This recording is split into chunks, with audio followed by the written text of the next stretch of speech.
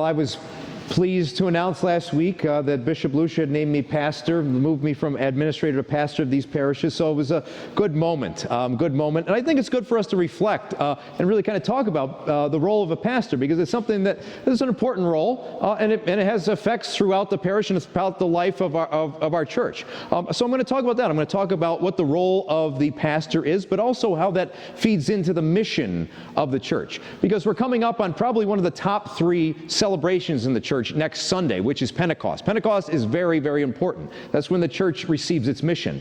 So I think it's important for us to talk about, what the pastor does, what his role is, but also too the mission of the church.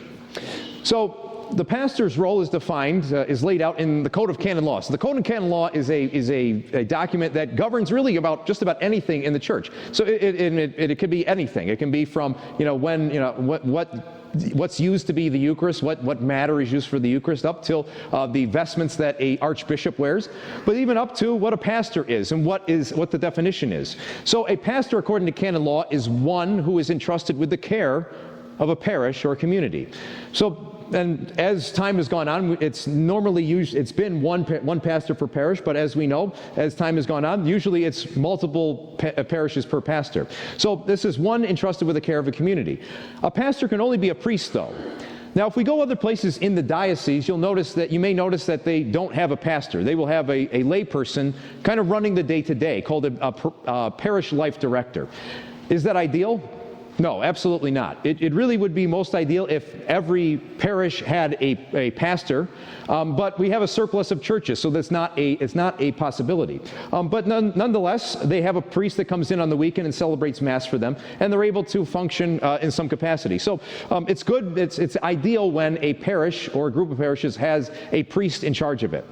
So canon law goes on and says that a pastor has actually 3 responsibilities or 3 roles: to teach, to sanctify, and to govern. And there's really an explanation behind all of them. A pastor has the responsibility of teaching. That includes making sure that the word is proclaimed, the proclamation of the word of God, both on Sunday but throughout the life of the parish. And homiletics go very, very much into this. I take the role of preaching the homily very seriously. I find it a big joy, but I also find it a very big challenge. It's not easy to preach every weekend, but really it's something that's life-giving. That's the thing about life-giving things. Challenging things help us grow and to help us have life. So I take that very seriously, that responsibility. But also teaching goes beyond just what we hear on Sunday. It goes to the catechesis programs that we have at a parish, that a pastor is in charge of overseeing that, to make sure that the people guarded to his care are learning, that they learn their faith, and they become lifelong people who take this faith seriously. So that's the first one, to teach.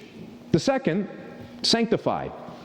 That might be the most important one. Sanctify means to make holy, and that's especially what we come to church to do, is to become holy. So the pastor according to canon law, has a responsibility to make sure that the most holy Eucharist is the center of all life in the parish. Sometimes that cannot be the case. Sometimes the parishes may fall into this kind of tendency and this temptation to say, oh, we need to make something else. We need to make our parish about something else. Well, if we do that, if we take our eyes off God, bad things usually happen. Like there's that meme, you're going to have a bad time. We always have to keep we always have to keep the Eucharist at the center of everything. And when I came here, it was kind of easy to kind of continue that, because there were 4 Masses on the weekend between these 4 parishes, and we had daily Mass every week. So it's, that kind of shows to us that, yes, the Eucharist is the most important part of our parish life. But it even goes beyond that, too, because there's other things that sanctify us, other sacraments. As a pastor, I have to ensure that the sacrament of reconciliation is being offered, that we have to make sure that that is being offered to our parishioners, because that's very, very important as well. And the other sacraments, too. Baptism, the sacrament of matrimony, and also, too, not a sacrament, but the fraternal offices for the dead, funerals. That is something that was really all in part of that sanctification role. And then the final one is to govern. The pastor has a responsibility to govern. And that is, it says really the first thing it says in that canon is it says the pastor has a responsibility to get to know his people. I've been here 18 months. There's 4 churches, so I get to know, hopefully I've gotten to know most of you. It's very difficult because it's just the nature of the beast. But really that's probably the primary thing, is to get to know his people. But even beyond that too, it says that the pastor has a responsibility to go out and to serve the sick, to make sure that his sick are being cared for. The people that are most in need are being cared for or in his parish. And then beyond that too, it also says that also in this, that he is to, if he needs to, cooperate with lay ministers who are qualified to help him enact that governance. So those three responsibilities, to teaching, sanctifying, and to governing, are all kind of wrapped up in the mission of the church. The pastor has the responsibility of enacting it and being the kind of being the sovereign that goes out and championing that, but it all is tied to mission, which we're all a part of. So we always have to remember to keep the mission of the church first. If we neglect the mission, then we cease to do the will of God. We cease to do the will of Jesus. And it's kind of a challenge in 2025 to do the mission of the church, because it seems each and every decade, each and every generation, it seems like the world becomes less and less familiar with Jesus Christ. So because of that, even though it's a challenge, there's a great opportunity to really commit ourselves even more and more to furthering that mission. Now, in my years as priest, I've benefited from reading several books about how to enact that mission in the world and in the church. And there's two that I go back to again and again. One is by a priest named Monsignor James Gray, and he is the president of a small Catholic university in North Dakota. And the name of the book is From Christendom to Apostolic Mission. And he outlines kind of the state of affairs in 2020 for Catholicism and where the church stands. But he starts off by saying that in any time in church history, the church finds itself in either one of two times, or one of two modes, either Christendom or an apostolic time. So what does he mean by that? He says that in a time of Christendom in the world, the institutions within the world, the societies and the cultures are mostly friendly to the Christian faith and to the Catholic Church. That if you are a Christian, it's very easy for you to be Christian because the supporting structure around you is also very Christian. An example of this would maybe be the Middle Ages, when most of Europe was very Catholic. The kings were Catholic. Kings and popes and bishops had really a very tight-knit bond, and the church and the government were kind of one and the same. In that time, there was a time of Christendom. It was very easy to be Christian. Many people went to Mass on Sunday because that's just what you did. That's just what we just went along with the people. The problem with that, there's a challenge to that, is that in Christendom, maybe the faith will be weak. It just becomes rote, so it just becomes expected. That's one thing. The other side of the coin, if the church is not in a time of Christendom, it finds itself in an apostolic time. And that's kind of the converse of Christendom. In an apostolic time, the world, its institutions, society and culture are either indifferent to the church, ambivalent to the church, or maybe even hostile to the Christian faith. An example of this would be the very beginning of the church, the very first apostolic time. The first 12 apostles and their collaborators went out into a world that didn't know Christ. So they had the challenge of going out and trying to preach the gospel to people that maybe have been indifferent, maybe even ambivalent, and those who even tried to kill them. So it may not surprise you that we were in an apostolic time at the very beginning, and it's most likely that we're in a time of apostolic time right now. The world is kind of becoming increasingly less and less Christian, and that makes it difficult for us because we need to go and preach the gospel to the world, a world that may not want to listen. But even though there's that challenge, there's a great opportunity, because now, unlike a time of Christendom when faith may have just been kind of flat, this is a time when a lot of fervent faith can boil over and can light the world on fire. So how do we do that? How do we enact a mission in a world that may not want to hear, or may not be ready to hear, the voice of God? Well, we just got to go back to the mission statement. Well, what's the mission statement? All great organizations have a mission statement, don't they? Well, the other book that I talk about really says that Jesus really already gave us a mission statement. So there's a book that was written by a priest named Father James Mallon, and he's a priest from Halifax, Nova Scotia. And in the early 2000s, he was given care of 3 parishes in the city of Halifax. They were dying. They had no sense of mission. But through his efforts and the efforts of the people who collaborated with him, they turned those 3 parishes into one parish that is very, very vibrant, and it is a success story that really has gone on to help a lot of other people. And he says this. He says that we needed to find a mission statement before we did anything in that parish, my first year there. And so they went to Matthew 28:19. Matthew 28:19, if you were to look for a mission statement for the church, I think that would perfectly sum it up, because it comes right from the words of Jesus. So what happens in that verse? Well, Jesus is resurrected. He is crucified, but he's risen from the dead, and he's with his apostles. And it's just before he ascends to heaven. And he gives the apostles and the disciples this charge, this mission. And he says this, "Go therefore, make disciples of all nations, baptizing them in the name of the Father and of the Son and of the Holy Spirit, teaching them all that I have commanded you to do."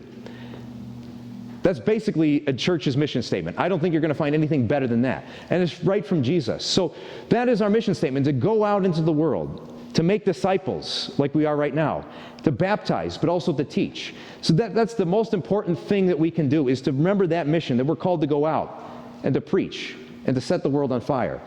If we remember that, if we put that at the forefront, everything falls into place. So and this week before Pentecost, I want to encourage you and maybe even challenge you to look in yourselves at this way. That although the pastor is in charge of kind of running the ship, that we're all called to be missionary disciples. We're all called to take that calling and that baptismal call out into the world and to preach the gospel to every living creature. And that's important to remember. The goal of the end of being a parishioner or a Catholic isn't to have a liturgical role at Mass.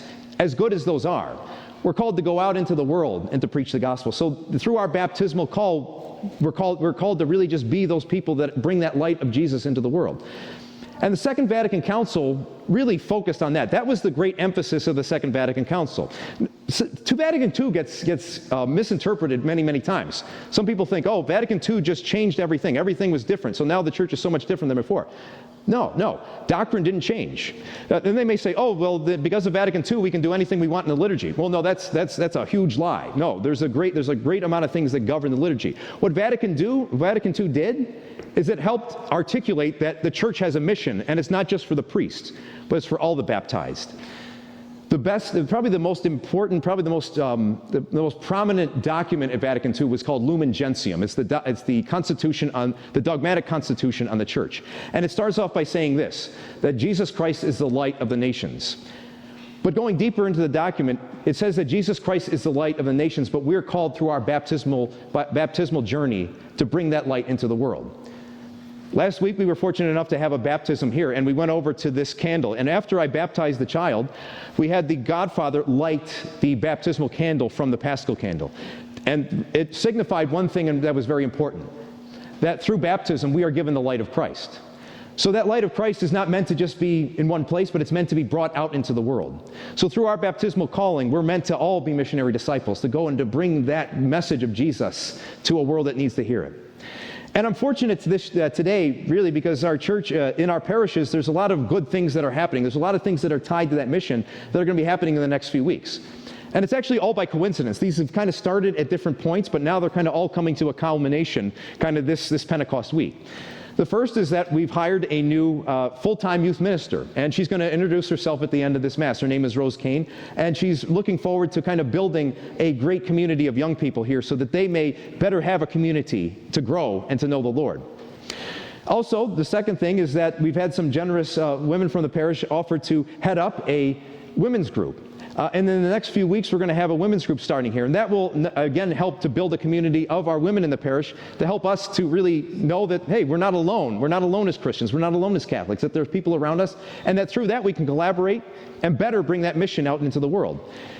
And the final thing is that our parish is working in tandem with the diocese on this, what's called the Genesis Mission. And the Genesis Mission takes about 4 to 5 people from our parish, lay people, and it trains them on how to be better evangelists. So this really will help us to have benefits in the future, to have more and more people who are more confident to be evangelists, not only in our parish, but also in the world. So there's so many great things that are happening, and I'm excited for this because this really points to one thing, that we are a church in mission and we should never neglect it. We should always be going out and to preach and to bring people into the fold and to be one with the Lord. I'm going to end with one quote from the Code of Canon Law. The last code in the Code of Canon Law is 1752. I didn't know that by heart. I had to look it up. I just had to turn to the very back page. But the very last canon in the Code of Canon Law is probably the most important. It said that the supreme law of the church, the highest law of the church, is the salvation of souls. Everything goes back to that. And we need to remind ourselves of that each and every time. that the highest good in the church is the salvation of souls. That's why we come to Mass. That's why we are Catholic, because we are in need of salvation. We are sinners in need of salvation. And the great thing about that mission, that baptismal call, is that we first have to evangelize ourselves before we go out to the world. And then when we evangelize ourselves and we go out to the world, then we also do that important work of salvation of souls. So today, we give thanks that we are given a mission, we are given a purpose to bring the love of Jesus out into the world.